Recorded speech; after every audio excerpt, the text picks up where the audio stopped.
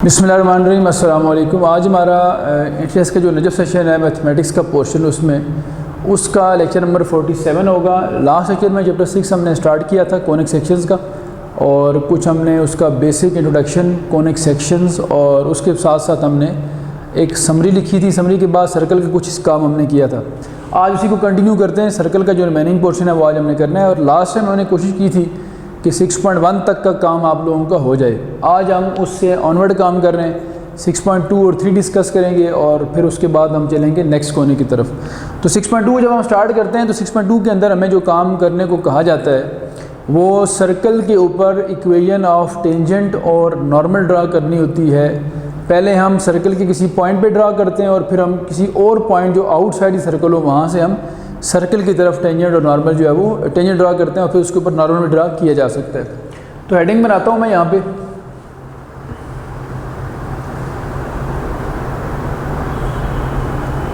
Equation of tangent to the circle. Circle पे tangent draw करनी है आपने। अब दो केस हैं इसके, एक होता है एट पॉइंट और एक होता है फ्रॉम पॉइंट। ठीक है, एट पॉइंट के पहले हम बात कर लेते हैं। सर्कल के ऊपर टेंजेंट की इक्वेशन या लाइन ड्रा करनी है। Equation of tangent to the circle at some point x1 y1।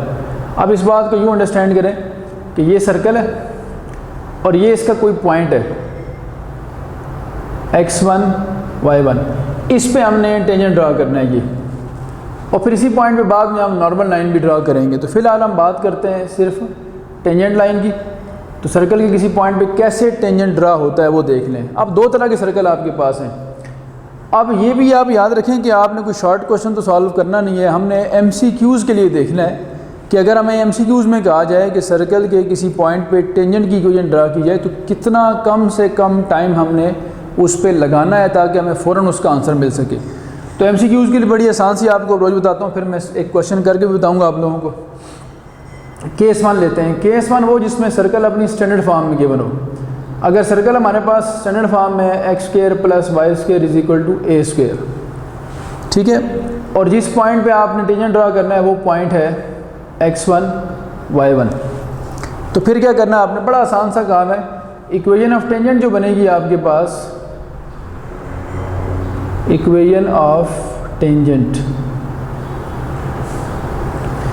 ये बनेगी। आप सिर्फ आपने क्या करना होगा, x² की जगह x1 लिख देना है बस। ये जो x² है इसकी जगह क्या लिखना है आप लोगों ने, x1, और जो y² है उसकी जगह लिखना है आप लोगों ने y1, और बस। तो आपको सर्कल के उस पॉइंट पे टेंजेंट की इक्वेशन मिल जाएगी। आगे चलते हैं जी। दूसरा जो है इसकी एग्जांपल साथ देख लें ताकि ये बात क्लियर हो जाए।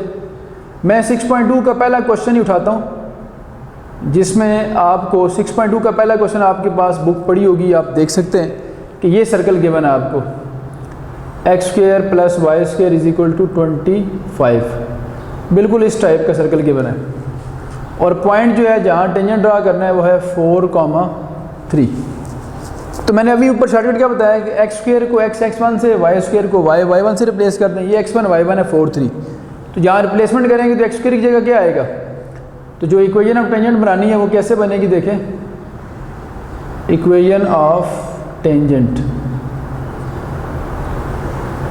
ये कैसे बननी है, x² की जगह आएगा x1, y² की जगह आएगा y1, और = क्या है 25 उस तरफ ले जाएं तो 4x + 3y। तो आप अपना आंसर चेक कर सकते हैं। 6.2 के क्वेश्चन नंबर 1 का आंसर देखें तो यही इक्वेशन ऑफ टेंजेंट बनती है। अच्छा, ये तो आपने देख ली। अब मैं थोड़ा सा इसको ना प्रॉपर डायग्राम भी बना दूं आप लोगों के सामने, ताकि ये सही तरह से आपको जो कंसेप्ट है वो क्लियर हो जाए। तो देखें, x² + y² = 25 सर्कल है जिसका सेंटर, लास्ट क्लास में हमने पढ़ा था कि इसका सेंटर ओरिजिन पे होता है। तो और रेडियस ये जो 25 है ये a² मतलब रेडियस का स्क्वायर होता है, तो इसका मतलब रेडियस 5 है। तो अगर xy प्लेन ड्रा करते हैं तो ये देखें, ये अगर मैं कहता हूँ सर्कल है, और यहाँ हम कहते हैं कि ये हमारे पास एक्स वाई प्लेन भी आ गया, जिसका सेंटर हमने कहाँ रखना है, ओरिजिन पे। सेंटर हम कहते हैं इसका ओरिजिन पे। तो x ये जो है यहाँ से यहाँ तक रेडियस है इसका 5, ये भी क्या है 5, तो 5 और 5, और ये पॉइंट जो है 4,3, x4 और y3, यहाँ कहीं पॉइंट लाई करता है ये वाला। ठीक है, पॉइंट कौन सा हमारे पास जी 4,3। इधर आपने क्या ड्रा किया है, टेंजेंट। तो ये देखें, मैं इसको ज़रा डिफरेंट कलर से शो करता हूँ। ये आ गई आपके पास टेंजेंट लाइन, ये जो रेड कलर से शो की है। ठीक है, तो रेड कलर से टेंजेंट लाइन शो कर दी मैंने। ये वो लाइन है जिसकी इक्वेशन आपके सामने लिखी हुई है। अब अगर मुझे कहा जाता है कि इसके ऊपर नॉर्मल ड्रा करें, देखिए नॉर्मल लाइन की ख़ास बात क्या होगी कि नॉर्मल लाइन जिस पॉइंट से टेंजेंट पास करता है वहीं आपको ड्रा करने का कहा जाए अगर, तो ये यहाँ पे नॉर्मल लाइन ड्रा करनी है, देखें टेंजेंट के बिल्कुल परपेंडिकुलर। तो आप एक चीज़ ऑब्ज़र्व कर रहे हैं जो हमारे लिए बाद में शॉर्टकट बन जाएगी कि जो नॉर्मल लाइन होती है, अगर हम नॉर्मल लाइन को ऑब्ज़र्व करें तो नॉर्मल लाइन एक तो ये है कि टेंजेंट के क्या है, परपेंडिकुलर। ये रेड कलर की लाइन कौन सी होगी, टेंजेंट, और ये जो ब्लैक लाइन है ये कौन सी है, नॉर्मल। तो नॉर्मल लाइन की ख़ास बात ये है कि ये पॉइंट ऑफ टेंजेंसी जहाँ टेंजेंट ड्रा हुआ वहाँ से पास कर रही है, नॉट टेंजेंट के ऊपर परपेंडिकुलर। और दूसरी बड़ी इंपॉर्टेंट बात यह है कि सर्कल के सेंटर से गुजर रही है। सर्कल का सेंटर कहाँ पे रखा हुआ हमने, ओ पे, चूँकि सर्कल स्टैंडर्ड फॉर्म में है तो ओ का मतलब क्या हो गया, ओरिजिन। तो जब ये ओरिजिन से पास करेगा नॉर्मल लाइन, जब नॉर्मल ओरिजिन से पास करेगी लाइन, तो इसका मतलब ये होगा कि वो ओरिजिन को सेटिस्फाई भी करेगी। चैप्टर 4 में आप लोगों को याद होगा, जब मैंने आपको पढ़ाया था तो मैंने एक बात आपसे कही थी कि जो लाइन ओरिजिन से पास करे उसमें कांस्टेंट नहीं होता, वो सिर्फ एक्स और वाई में होती है, उसमें सी नहीं होता। तो अब अगर मैं एक क्वेश्चन बनाता हूँ आप लोगों के सामने और ये लिखता हूँ मैं क्वेश्चन, MCQs के लिए लिखते हैं हम ये वाला क्वेश्चन कि which of the following line, which of the following line कह लें या इक्वेशन कह लें, line is the normal line to the circle. Circle कौन सा जी, x square plus y square is equal to 25। कौन सी लाइन इस सर्कल पे नॉर्मल लाइन है और किस पॉइंट से, थ्रू P4,3, यानी इस पॉइंट से गुजरती हुई कौन सी लाइन नॉर्मल लाइन हो सकती है। तो मैं ऑप्शन लिखता हूँ 4 आप लोगों के सामने, A, B, C और D। एक हम लिखते हैं 4x plus 3y is equal to 25, एक हम लिखते हैं 4x plus 3y is equal to 0, और एक हम लिखते हैं 3x minus 4y is equal to 0।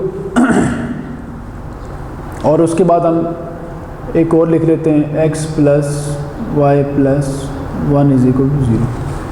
तो अब आप देखें दो बातें इंश्योर करनी है। एक तो उसने कहा है कि नॉर्मल लाइन जो है वो इस सर्कल के ऊपर ड्रा करें, जो सर्कल ऐसा है जिसका सेंटर ओरिजिन पे है।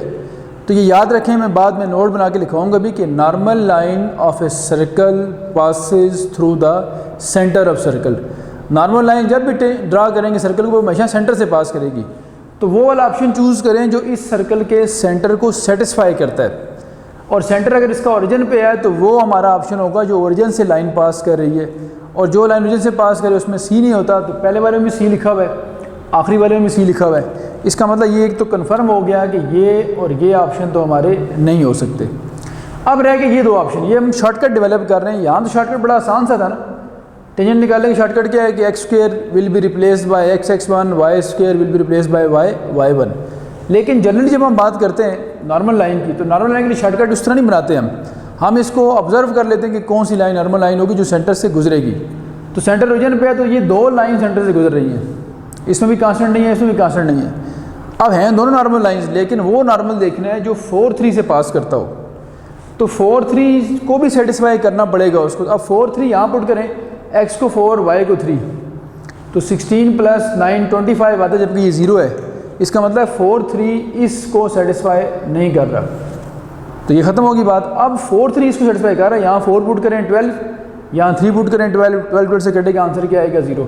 तो ये हमारा करेक्ट ऑप्शन है जो एक तो ओरिजिन से भी गुजर रहा है और दूसरा इस 4 3 से भी गुजर रहा है। तो इस तरह हमारा काम जो है वो यहाँ पे ख़त्म होगा। तो हमने जो सर्कल की स्टैंडर्ड फॉर्म थी, पहला केस था, उसके लिए टेंजेंट और नॉर्मल की इक्वेशन को MCQs में टिक करने का शॉर्टकट डेवलप कर लिया है। दोनों को मैंने आपको शॉर्टकट बता दिए हैं।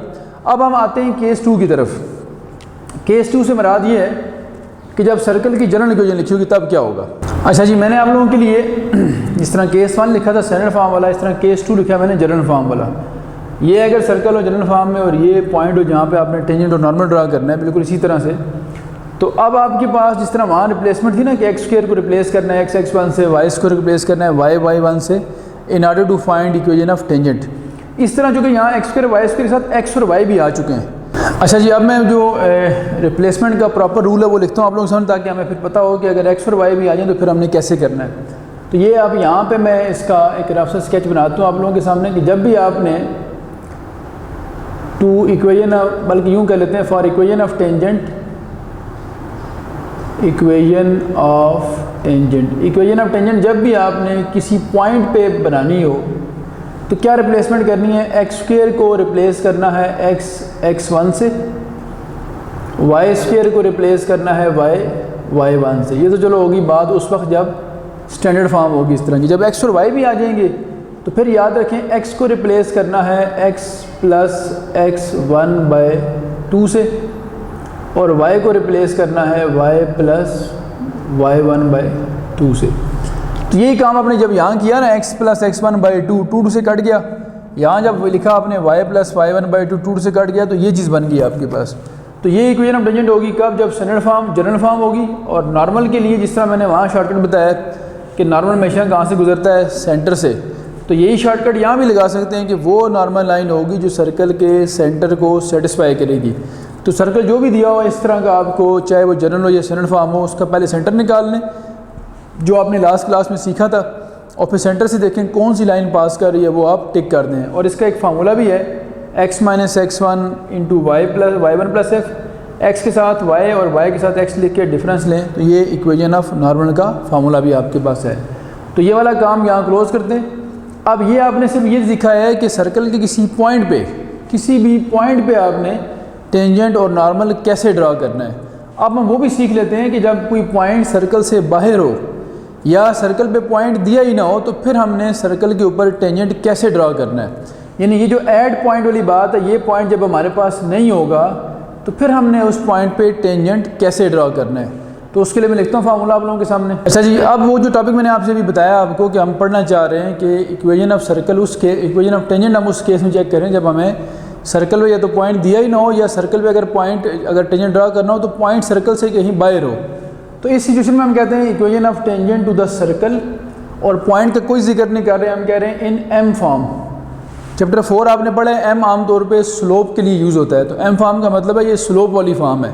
इसका फार्मूला क्या होता है कि इसके भी उसी तरह दो ही केसेस हैं आप लोगों के सामने कि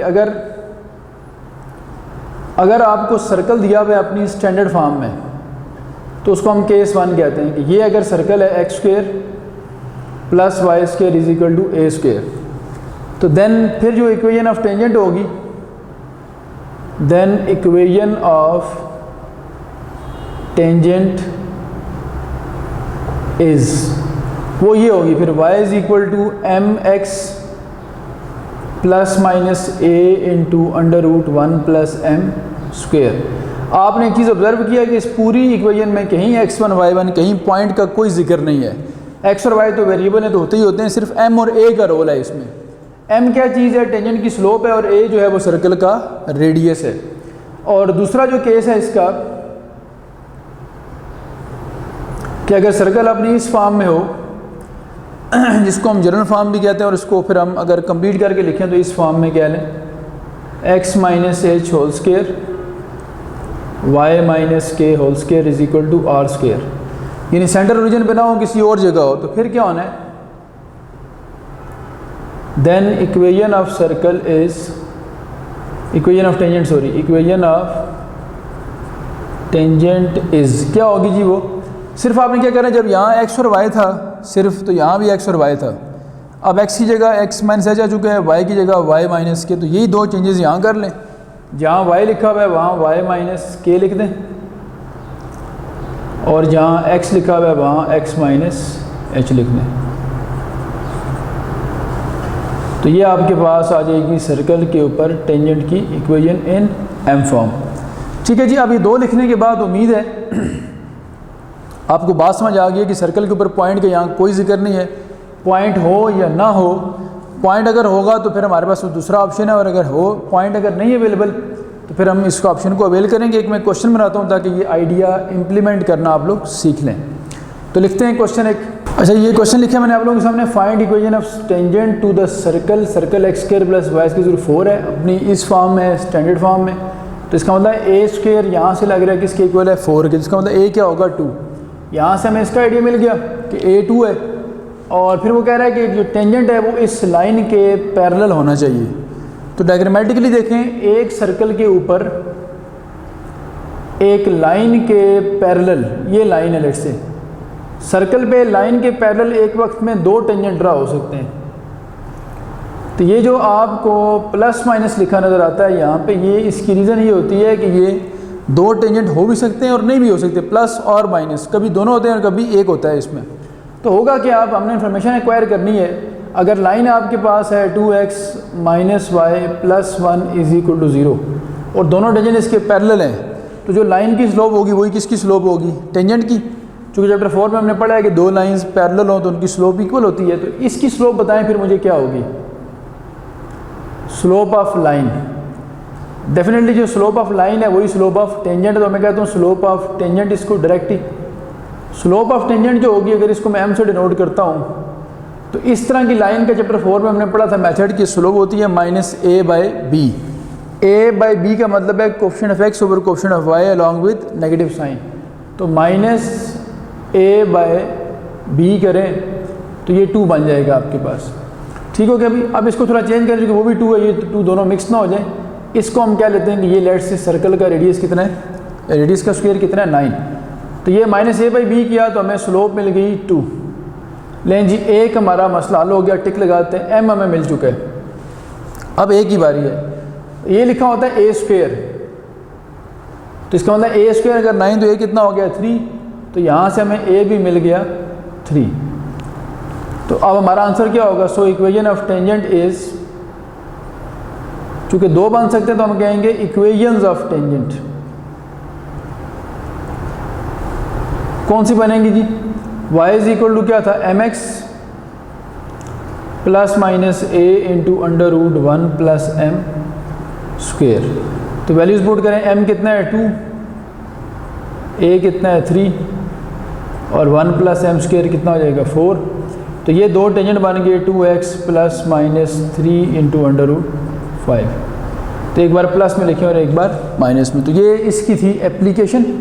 अब हम आगे चलते हैं, इस आइडिया को मज़ीद थोड़ा सा डिस्कस करते हैं कि टेंजेंट और सर्कल, इनसे रेलेवेंट और किस तरह के आपके जो MCQs हैं वो बनाए जा सकते हैं। तो सबसे पहले तो ये बात याद रखें कि हमें जब तक टेंजेंट ड्रा करते हैं जिस पॉइंट से हम उस पॉइंट की पोजीशन ना पता हो तो हम ये नहीं बता सकते कि उस पॉइंट से सर्कल पे टेंजेंट ड्रा हो भी सकता है या नहीं हो सकता है। तो एक टॉपिक हमें पढ़ना पड़ेगा जिसका नाम हम रखते हैं position of A point. Position of A point, कोई भी पॉइंट रख लेते हैं P x1 y1, किसकी रिस्पेक्ट से, with respect to a circle. ठीक है, सर्कल कौन सा रखते हैं, सर्कल ये रख लेते हैं एक्स स्क्वायर प्लस, जो जनरली आमतौर पे सर्कल की इक्वेशन हम लिख रहे होते हैं। अब इस पॉइंट की देखनी हमने पोजीशन सर्कल की रिस्पेक्ट से, कि एक पॉइंट जो है वो सर्कल की रिस्पेक्ट से किस पोजीशन पे होगा। तो ये आप सारे जानते हैं कि सर्कल की रिस्पेक्ट से पॉइंट 3 जगह पे हो सकता है पॉसिबल। या तो पॉइंट सर्कल से बाहर होगा आउटसाइड, या ऑन द सर्कल होगा, और या इनसाइड द सर्कल होगा। तो 3 तरह की पोजीशंस हैं। तो एक एक करके लिखते हैं, कैसे पता लगेगा। पहली बात देखें, केस 1, आपने सिर्फ क्या करना होगा, कोई लंबी चौड़ी बात ही नहीं है इसमें, बिल्कुल आसान सा काम है। पॉइंट जो भी दिया होगा वो सर्कल में पुट कर देना है, बस सर्कल को इक्वल टू 0 करना है, पहले एक तरफ करके उसमें पुट कर देना है। यहाँ पुट करें तो क्या आएगा, x1 का स्क्वायर, जहाँ x है वहाँ x कोऑर्डिनेट पुट करें, जहाँ y है वहाँ y कोऑर्डिनेट। अब ये मैंने पुट कर दी, ये मुझे आंसर मिल गया। अब ये आंसर पुट करने के बाद नेगेटिव भी हो सकता है, पॉजिटिव भी हो सकता है, ज़ीरो भी हो सकता है। अगर तो ये आंसर जो मैंने पुट किया है ये आंसर ज़ीरो है, तो इसका मतलब ये होगा कि पॉइंट सर्कल को सेटिस्फाई कर गया है। तो फिर हम ये कहेंगे पॉइंट P जो है, ये सिंपली डायरेक्ट लिख दें P को ही, कि P पॉइंट कौन सा है, x1 y1। ये कहाँ लाई करता है, लाइज ऑन द सर्कल, ये ऑन द सर्कल लाई कर गया। और अगर कोई पॉइंट सर्कल के ऊपर लाई कर जाए तो ये इसका ग्राफिकल मीनिंग ये होता है कि आप उस पॉइंट पे फिर सिर्फ एक टेंजेंट ड्रा कर सकते हैं। ये देखें, इस पॉइंट से गुजरता हुआ सिर्फ एक टेंजेंट ड्रा हो सकता है हमारे पास।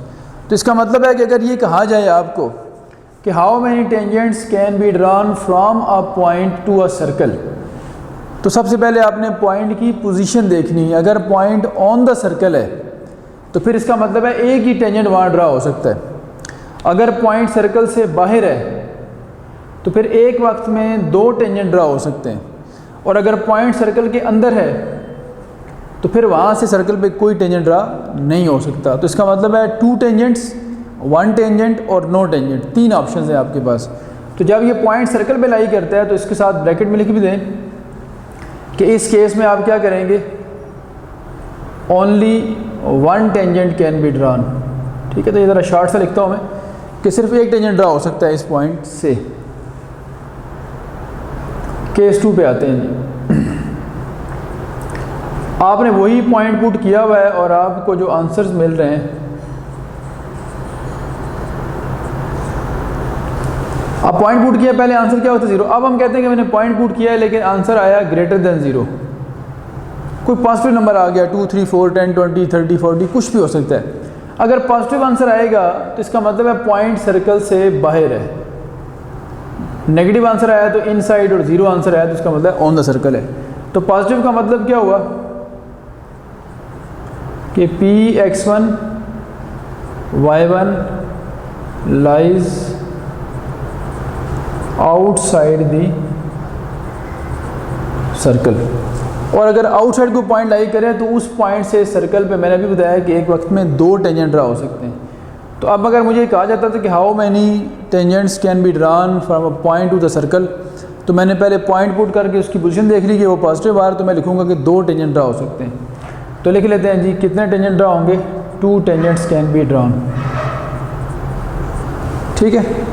और तीसरा MCQ ये बन सकता है कि पॉइंट आपने पुट किया और आंसर आपको नेगेटिव मिला,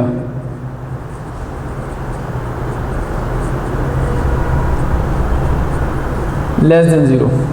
तो नेगेटिव आंसर का मतलब होगा पॉइंट इनसाइड है। वहाँ से जब भी आप कोई लाइन ड्रा करेंगे वो सर्कल को कट कर जाएगी, तो कट करेगी तो वो टेंजेंट नहीं बनेगी। इसका मतलब है कि no tangent can be drawn. तो नेगेटिव आंसर आने का मतलब है कि point lies Px1 y1 lies inside the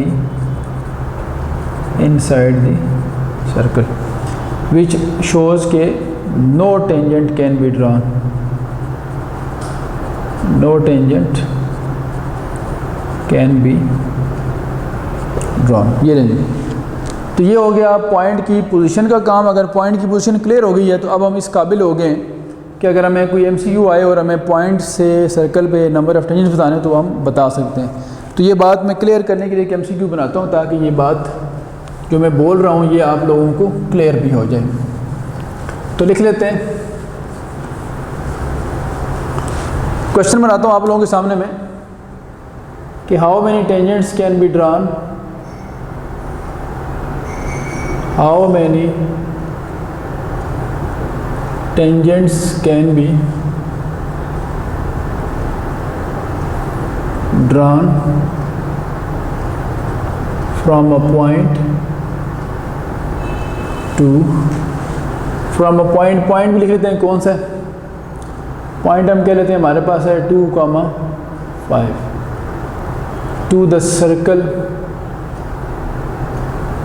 circle हम कहते हैं ये हमारे पास x square plus y square plus 6x minus 2y plus 3 is equal to 0। तो ये रैंडम नहीं होगा कि हम फ़ौरन कहते हैं जी 1 2 या नो। हमें ऑप्शन दिए हुए लेट से A B C और D। इसमें लिखा हुआ है लेट से 1 टेंजेंट, इसमें लिखा हुआ है 2 टेंजेंट, इसमें लिखा हुआ है 3 टेंजेंट्स और इसमें लिखा हुआ है लेट से नो टेंजेंट। 3 तो हो नहीं सकते, मैक्सिमम 2 ही होते हैं, लेकिन फिर भी हम ऑप्शन बना लेते हैं।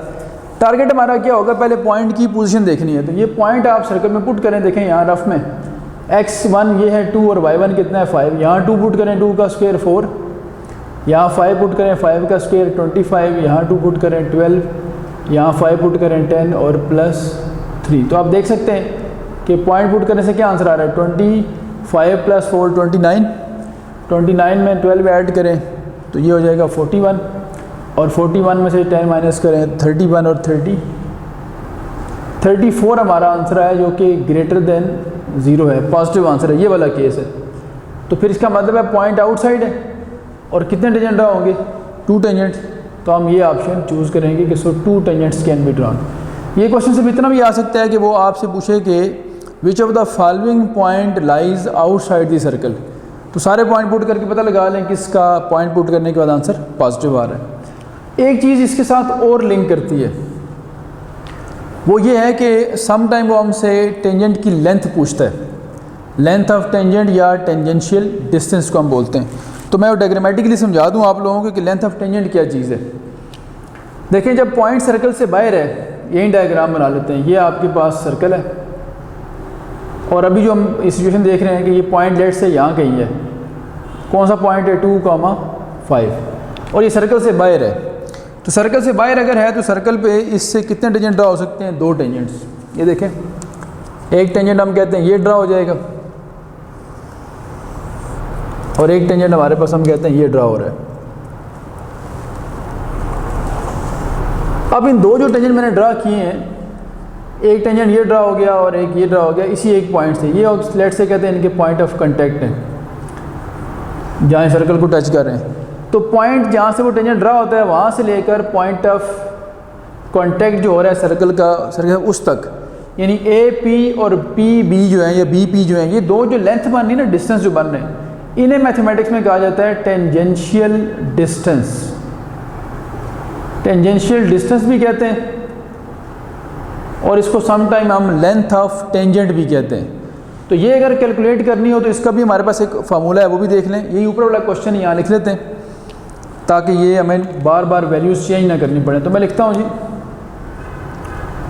Find the length of tangent, या इसको मैंने कहा ना टेंजेंशियल डिस्टेंस भी कह सकते हैं। लेंथ ऑफ टेंजेंट, कौन सा टेंजेंट है जी, drawn from, find the length of tangent drawn from, point वही लिखते हैं जो ऊपर लिखा होता है 2,5, ये पॉइंट है 2,5, to the circle, to the circle. Circle कौन सा आपके पास जी, सर्कल ये वाला है, x square plus y square plus 6x minus 2y plus 3 is equal to 0। तो कोई इसमें नया काम नहीं है। ऑप्शन 4 लिखे हैं आपके सामने लेंथ ऑफ टेंजेंट के, एक लिखा हुआ है लेट से 5 है, एक 6 है, एक अंडर द रूट 34 है और एक हम कह लेते हैं कि लेट से 1 यूनिट है। तो आपने क्या करना होगा भी, सिर्फ आपने वो पॉइंट सर्कल में पुट करना है। इस तरह ये किया आप लोगों ने, जो पॉजिटिव आंसर आएगा, ये डेफिनेट सी बात है, लेंथ ऑफ टेंजेंट का आइडिया होता ही उस वक्त है जब पॉइंट सर्कल से बाहर होता है। ऑन द सर्कल होगा तो 0 आंसर आएगा इसका, और अगर इनसाइड हो तो नेगेटिव आंसर आएगा। तो आप लोगों ने याद रखना है कि लेंथ ऑफ टेंजेंट का कंसेप्ट होता ही तब है जब पॉइंट सर्कल से बाहर हो, आउटसाइड, यानी जब आपका पॉजिटिव आंसर आए। अब वो जो आपने पॉइंट पुट किया और आपको पॉजिटिव आंसर मिला, इसी आंसर का जो स्क्वायर रूट होगा ना, वही लेंथ ऑफ टेंजेंट होगी। तो ये हमारा आंसर होगा करेक्ट ऑप्शन 34। अगर जनरली हम बात करें, जनरलाइज बात, तो जनरलाइज बात ये होती है, यहाँ मैं लिख देता हूँ बल्कि आप लोगों के लिए, ताकि आपको ये बात क्लियर हो जाए कि जो लेंथ ऑफ टेंजेंट है इसके लिए क्या करना पड़ता है, आपको एक स्क्वायर रूट लेना है किसका, जिस तरह ये हमने पॉइंट पुट किया ना और ये हमारा पॉजिटिव आंसर है ये वाला, इसी पॉजिटिव आंसर को जिस तरह हमने यहाँ न्यूमेरिकली देखा 34 आया था, इसी पॉजिटिव आंसर का स्क्वायर रूट लेना होता है। x1 square y1 square 2gx1 2f y1 और प्लस c, तो इसका जनरल फार्मूला है। और ये पर्टिकुलर यहाँ कितना आया था 34 के ऊपर स्क्वायर रूट लिया तो कितना बन गया स्क्वायर रूट 34। यानी जी ये बात यहाँ पे होगी कंप्लीट। 6.2 का काम हमने कोशिश किया कि वाइंड अप कर दें, हमने कर दिया। आगे आखिरी एक्सरसाइज सर्कल से रिलेटेड है 6.3, उसका भी कोई 5, 7 या 10 मिनट का काम है। वो करने के बाद फिर हम आज के लेक्चर को क्लोज़ करेंगे इंशाल्लाह। तो शुरू करते हैं इसका आखिरी काम। अच्छा जी, अब आखिरी काम शुरू हो रहा है 6.3 जो सर्कल की आखिरी एक्सरसाइज बनती है, उसमें सिर्फ 4 ही क्वेश्चंस हैं और वो चारों असल में स्टैंडर्ड रिजल्ट्स हैं, जिनमें से पहला रिजल्ट थोड़ा सा डिस्कस हो भी चुका है, लेकिन फिर भी मैं चाह रहा हूँ कि वो रिजल्ट्स आपको एक बार लिख के बता दूँ। पहला रिजल्ट हमारे पास ये है कि जो नॉर्मल लाइन्स है सर्कल की, नॉर्मल लाइन्स या नॉर्मल लाइन लिख दें, normal line of a circle passes through the center of circle, center of circle। ये बड़ी सिंपल सी बात है। अगर ये आपके पास सर्कल है और इसके किसी पॉइंट पे टेंजेंट ड्रा किया हमने, यहाँ टेंजेंट ड्रा कर लिया हमने, तो जब टेंजेंट के ऊपर नॉर्मल लाइन ड्रा की जाती है, ये नॉर्मल लाइन होगी आपके पास। तो नॉर्मल लाइन जो होती है, ये आ गया टेंजेंट। तो नॉर्मल लाइन हमेशा जो है वो सर्कल के सेंटर से पास करती है, सेंटर जो मर्जी हो, चाहे ओरिजिन हो या कोई और सेंटर हो। तो इससे फिर आपको याद होगा थोड़ी देर पहले हमने जो आज काम हमने किया उसमें हमने सर्कल के ऊपर जब नॉर्मल लाइन ड्रा की थी तो उसका एक शॉर्टकट बनाया था इसी रिजल्ट की बेस पे। तो एक क्वेश्चन इसका ऑलरेडी हो चुका है, वो आप लेक्चर का स्टार्ट अगर देखें तो वहाँ आपको क्वेश्चन नॉर्मल लाइन फाइंड करने का मिल जाएगा, जो इसी शॉर्टकट से मैंने किया था। दूसरा जो रिजल्ट है हमारे पास वो इसी का कन्वर्स है कि कोई भी लाइन अगर टेंजेंट के परपेंडिकुलर हो और पॉइंट ऑफ टेंजेंसी से पास करे, या कोई भी लाइन अगर टेंजेंट के परपेंडिकुलर ड्रा की जाए सेंटर से पास करती हुई, तो वो हमेशा पॉइंट ऑफ टेंजेंसी से गुजरेगी। दोनों बातें एक दूसरे का कन्वर्स हैं, वो लिखने की ज़रूरत नहीं है। मैं जो अगला रिजल्ट है वो लिखता हूँ। अगला रिजल्ट ये है कि जो मिड पॉइंट होता है, मिड पॉइंट ऑफ किस चीज़ का mid point of hypotenuse, mid point of hypotenuse of A right triangle,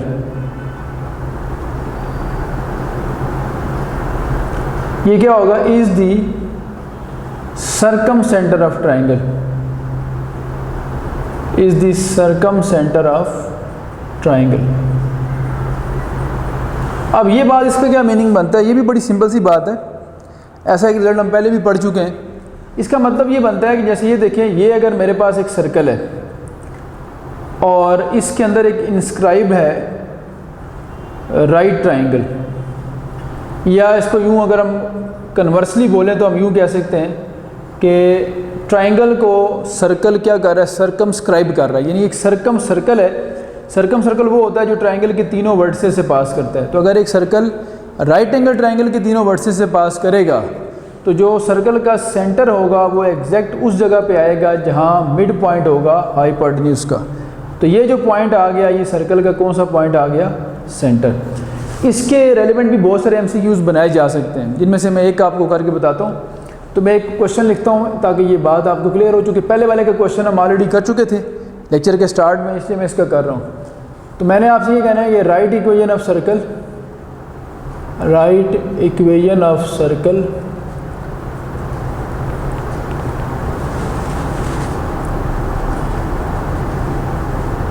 through the points, circle की इक्वेशन फाइंड करनी है 3 पॉइंट से पास कर। 3 पॉइंट्स कौन से हैं, एक हम ले लेते हैं ए ओरिजिन, एक हम ले लेते हैं 3, 0 और एक हम ले लेते हैं 0, 4। ठीक है, ये हमने ले ली एक 3 पॉइंट्स हम ले लिए और इससे पास करता एक सर्कल हमने बनाना है। तो आप देख सकते हैं कि अगर हम XY प्लेन ड्रा करें, जैसे ये हम कहते हैं कि सर्कल है, तो ये बड़ी सिंपल सी बात हमें नज़र आ रही है। देखें कि इसका एक पॉइंट ओरिजिन है 0, 0, एक पॉइंट X एक्सिस के ऊपर है जो कौन सा है, कैसे पता लगा कि X एक्सिस के ऊपर है, कि उसमें Y 0 है और एक में X 0 है। इसका मतलब वो कहाँ पे लाई करता है, वाई एक्सिस के ऊपर। तो ये पता लग गया कि ये एक राइट एंगल ट्रायंगल बना रहे हैं। अब हमें सर्कल की इक्वेशन फाइंड करें तो हमें पता लग गया कि सर्कल अगर इन तीनों पॉइंट से पास करते तो असल में सर्कल राइट एंगल ट्रायंगल के 3 वर्सेस से पास करते। तो मुझे फ़ौरन पता लग जाएगा कि इसका जो सेंटर है वो कहाँ होगा, जहाँ मिड पॉइंट होगा हाइपोटेन्यूज का। तो इन दोनों का मिड निकालें, 0 + 3/2 3/2 और 4 + 0/2 2। तो 3/2, 0 ये आ गया। और आप जानते हैं कि इसके जो कोऑर्डिनेट्स होते हैं आपके पास सेंटर के, ये असल में अगर हम सिंप्लीफाई करके देखें तो ये होते हैं -g और -f। तो अब ये हमारा आंसर होना चाहिए था। आंसर हमारा किस तरह का होता है? आंसर तो हमारा ये होना चाहिए था x² + y² + 2gx + 2fy + c = 0। इसी में हमने gf और c निकालना होता है। तो सेंटर कंपेयर किया, -g और -f आपको यहाँ से मिल गए। और सर्कल अगर ओरिजिन से गुजरे तो याद रखा करें, कोई भी सर्कल जो ओरिजिन से पास करे, ये कोई भी कर्व ओरिजिन से पास करे, कोई भी लाइन ओरिजिन से पास करे, उसमें c 0 होता है। तो कन्फर्म हो गया c कितना है? 0। आप देखिएगा हमारा आंसर कैसे आएगा, x² + y²। यहाँ क्या लिखना है? 2gx, यहाँ लिखना है 2fy और c क्या हो गया? 0। तो g और f यहाँ से कंपेयर करें, -g 3/2 है तो g कितना होगा? g होगा -3/2। अगर -f 2 है तो f कितना होगा? -2। तो ये बन गया हमारे पास answer, x² + y² - 3x - 4y = 0। That is the required equation. तो हार्डली आपके 25-30 सेकंड लगते हैं। ये तो मैंने समझा के किया तब टाइम लगा, ये खुद भी आप कर सकते हैं। आखिरी जो रिज़ल्ट है इस एक्सरसाइज का वो भी बड़ा इंपॉर्टेंट और इंटरेस्टिंग रिज़ल्ट है और MCQs में आने के काबिल है। वो रिज़ल्ट इस तरह से है कि perpendicular drop from any point, perpendicular drop from any point of a circle, any point of a circle to its diameter, यानी सर्कल के किसी भी पॉइंट से परपेंडिकुलर ड्रॉप करें, किसके ऊपर? डायमीटर के ऊपर। तो वो क्या होगा? वो जो परपेंडिकुलर होगा वो क्या होगा? Is mean proportional, is mean proportional. अब मीन प्रोपोर्शनल 2 नंबर के दरम्यान होता है। किन 2 के दरम्यान होगा? Mean proportional between the segments, is mean proportional between the segments. ये उन सेगमेंट्स का मीन प्रोपोर्शनल होगा। कौन से segments? Into which is mean proportional between the segments into which it divides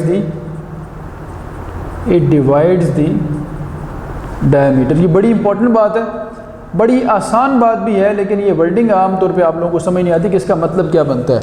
तो मैं चीज़ें अंडरलाइन करता हूँ। देखें, परपेंडिकुलर आपने ड्रॉप किया सर्कल के किसी भी पॉइंट से इसके डायमीटर के ऊपर, तो ये होगा मीन प्रोपोर्शनल। किन 2 के दरमियान? जो 2 सेगमेंट्स डायमीटर के बनाए होंगे इसने। ठीक है जी, ये इसकी ओवरऑल समरी है। अब ये पढ़ने में तो मुश्किल बात थी, लेकिन जब मैं डायग्रामेटिकली समझाऊंगा तो बड़ी आसान सी बात है। किस तरह से? पहले तो ये समझ लें कि मीन प्रोपोर्शनल होता क्या है। वैसे तो कुछ स्टूडेंट्स को सोच रहे होंगे कि हमने 10th क्लास में पढ़ा हुआ है तो शायद वही वाला है तो वही, लेकिन यहाँ इसकी एक आसान बात याद रखें कि mean proportional is basically geometric mean. और ज्योमेट्रिक मीन 2 नंबर कैसे निकालते होते हैं आप? अंडर रूट के अंदर, यहाँ लिखता हूँ जगह उधर काम है ज़रा। ज्योमेट्रिक मीन आप कैसे निकाला करते थे? 2 नंबर्स का, दोनों को मल्टीप्लाई करके स्क्वायर रूट लिया करते थे अगर वो पॉजिटिव है तो। क्योंकि हम लेंथ की बात कर रहे हैं तो पॉजिटिव ही रखेंगे। तो 2 सेगमेंट्स का ज्योमेट्रिक मीन निकालना हो, यानी मीन प्रोपोर्शनल निकालना हो, तो मल्टीप्लाई करके अंडर रूट लेने उनका। अब इसको हम यहाँ देखते हैं किस तरह से अप्लाई होती है बात। तो ये एक सर्कल है, सर्कल के ये हो गया उसका डायमीटर।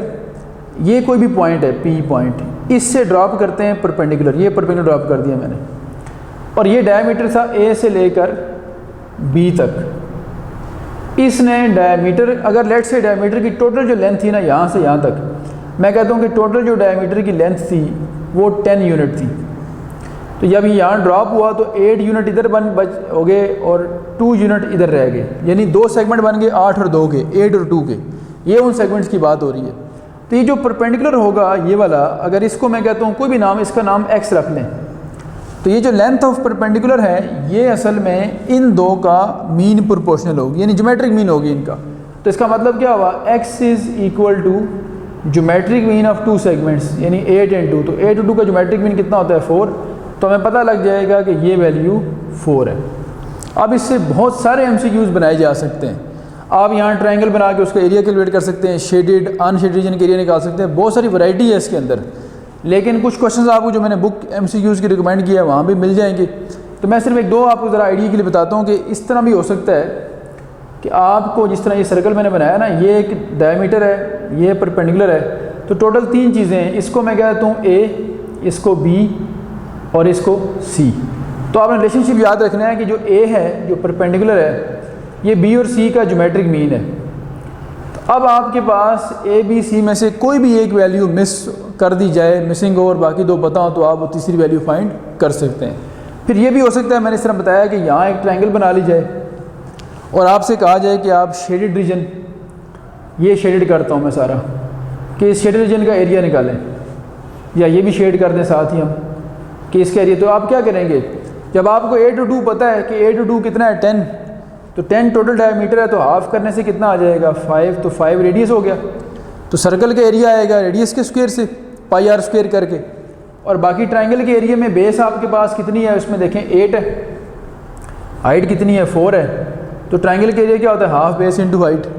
तो ट्रायंगल के एरिया निकाल के उसमें से, बल्कि मैं यहाँ इसको थोड़ा सा सॉल्व करके बता भी देता हूँ इस जगह पे, ताकि ये बात आपको समझ भी आ जाए।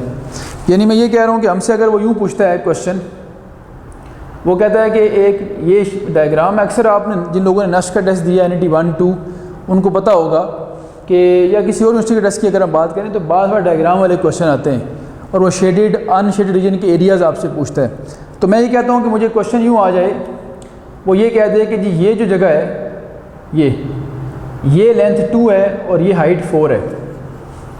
उसने हमें ट्रायंगल की बेस नहीं दी हुई, उसने कहा बस ये 2 है और वो 4 है हाइट, और हमसे वो ये कहे कि जी एरिया ऑफ शेडेड रीजन बताएं। तो अब वो शेडेड या अनशेडेड की जब बात करेगा हमसे, तो हमें सबसे पहले तो एरिया चाहिए होगा दोनों का ना। तो अगर मैं इस रिज़ल्ट को यूज़ करूँ A = BC को, तो यहाँ से मुझे इसकी वैल्यू 8 मिल जाएगी। तो 8 मिलने का मतलब मुझे ट्रायंगल के एरिया मिल गया। ट्रायंगल के एरिया क्या होता है हाफ बेस इंटू हाइट। तो ये अगर हमने कैलकुलेट करना है, तो सर्कल का जो एरिया है, एरिया ऑफ सर्कल, वो देखें वो कितना आता है आपके पास पाई आर स्क्वायर। अगर 8 + 2 10 डायमीटर है तो 5 रेडियस है, तो पाई आर स्क्वायर का मतलब है पाई × 5 स्क्वायर, 25 पाई तो आ गया किसका, सर्कल का एरिया। उसमें से आपने ट्रायंगल का एरिया निकालना है ताकि बाकी जो शेडेड है उसका एरिया बच जाए।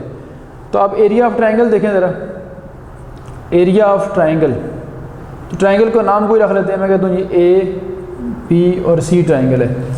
Area of triangle ABC, half base into height करें, बेस कितनी है आपके पास 8, हाइट कितनी है आपके पास 4, तो ये कितना आ गया 16। अब जो हमारा एरिया है, जो रिक्वायर्ड एरिया है, जो हम चाह रहे थे, ठीक है, वो किसके इक्वल बनता है देखें ज़रा, ये वाला जो आपके पास रेड कलर का area, area of shaded region, वो बनेगा सर्कल का एरिया। टोटल जो है वो 25 पाई है, इसमें से आप ट्रायंगल का एरिया निकाल दें तो ये आ जाएगा आपके पास एरिया ऑफ अनशेडेड। तो कोई भी आपसे पूछ सकता है, हाफ भी पूछ सकता है इसका, या जो भी है, तो आप आसानी से इसको कर सकते हैं। तो सर्कल का टॉपिक मैंने कोशिश किया कि हर लिहाज से कंप्लीट कर दिया जाए। अब 6.1 से 6.3 तक का अल्हम्दुलिल्लाह हमारा काम कंप्लीट है। नेक्स्ट क्लास में हम जो अगली कोनिक है पैराबोला की 6.4 से, वो हम इंशाल्लाह स्टार्ट करेंगे। तो आज तक के लिए इतना काफ़ी है। कोई क्वेश्चन अगर आपके माइंड में हुआ तो ये जूम वाली लाइव क्लास उसमें आप डिस्कस कीजिएगा। अल्लाह हाफ़िज़।